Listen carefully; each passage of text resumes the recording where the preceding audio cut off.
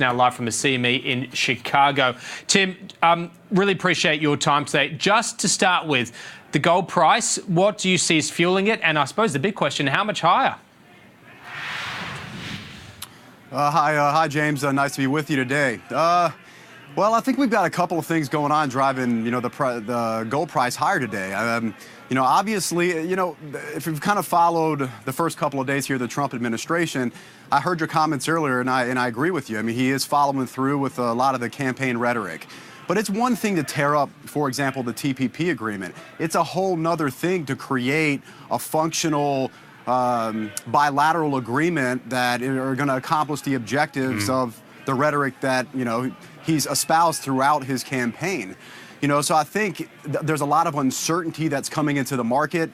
The market got very complacent and weirdly optimistic, in my view, as we, headed into inauguration. We didn't seem to be discounting a lot of the uncertainty that we'd be facing here, soon after him taking office. So, I think the gold market is reflecting that here in the first couple of days of his administration. So it's the uncertainty likely to drive gold in the near term, because the data coming out of the US has been pretty good. And if we start seeing the Fed follow through on their promised rate hikes, that could mean a whole nother thing for the gold price. Yeah, I mean, gold is that one really interesting market. It kind of has that dual personality where, it oftentimes can trade as a fiat currency, but it also can trade as a base commodity. I think right now gold is kind of caught in trading in a fiat currency. So it's going to be very sensitive to what the U.S. dollar is doing. Watching the U.S. dollar pull back here in the U.S. session today, that obviously was an environment in which gold is going to perform well. But gold can make, big leaps when, the market, something jars the market based on uncertainty. And I think, here in the early days, there's going to be some surprises, I think, that gold will, keep a premium in the market preparing for. Are there any potential particular levels on the top side and the downside that you watch when it comes to gold around this level? Yeah, if you look at the technical side of the gold market, I think 1190 is, should act as key support.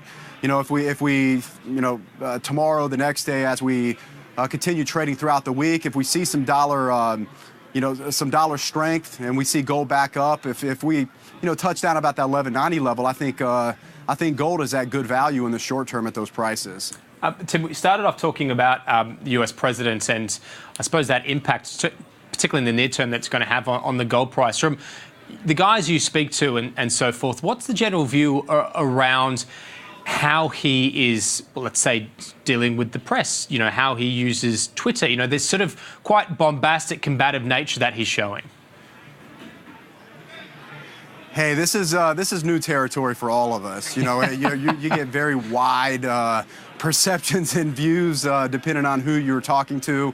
The way Trump uses media is new. Yeah. He's used 140 Twitter characters to articulate his views, but we know legislating is much more nuanced and difficult than that. So, how that ultimately evolves into real legislation is going to be the key for the markets moving forward. It's going to be hard, isn't it? I mean, there's one thing to, and this doesn't just go for the US, but right around the world, politicians say, I'm going to do this, this, and this. But when they get to as I heard someone describe it, the sausage factory of, say, Washington or Canberra over here, you have to go through the process. You kind of almost have to play the game. It's one thing to say something. It's another thing to actually get it done. Yeah, I mean, no doubt about it. I mean, we kind of have to consider where Donald Trump comes from. He comes from being the head of a family-run corporation. So, he can come in and, he can say what he wants done. He can expect that it'll get done. Running a big, sluggish bureaucracy like the United States federal government, that is an entirely different thing. There's checks and balances. There's rules of law. There's traditions that people have to observe for the federal government to function properly. So, I mean, I think he's going to have to change, some of his ways of, acting as an executive in order for the government to function well at the end of the day. Tim, on a completely separate note, I know grain's something you're keeping a close watch on at the moment. Where are you seeing opportunities? You know, we've seen a pretty robust market this year in the face of some very large U.S. supplies. I mean, we had a record crop here this year in the U.S. on soybeans and corn.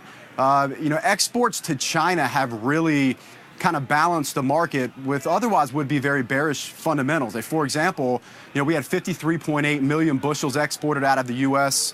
As of last week, and 36 million bushels of beans exported out of the U.S., which is a substantial number. You know, so those exports have really provided good balance for the big supplies that we've had. You know, my concern for the market moving forward is, for example, today, you know, pulling out of TPP. You know, Asia is our biggest, outside of Mexico, is our biggest importer of U.S. grain. You know, so what kind of relationships are we forming moving forward? You know, and what kind of impact does that have on the import-export business of U.S. grain? So a lot of these things are really going to be important, you know, as we continue to try to balance a very large supply in both corn and soybeans moving forward.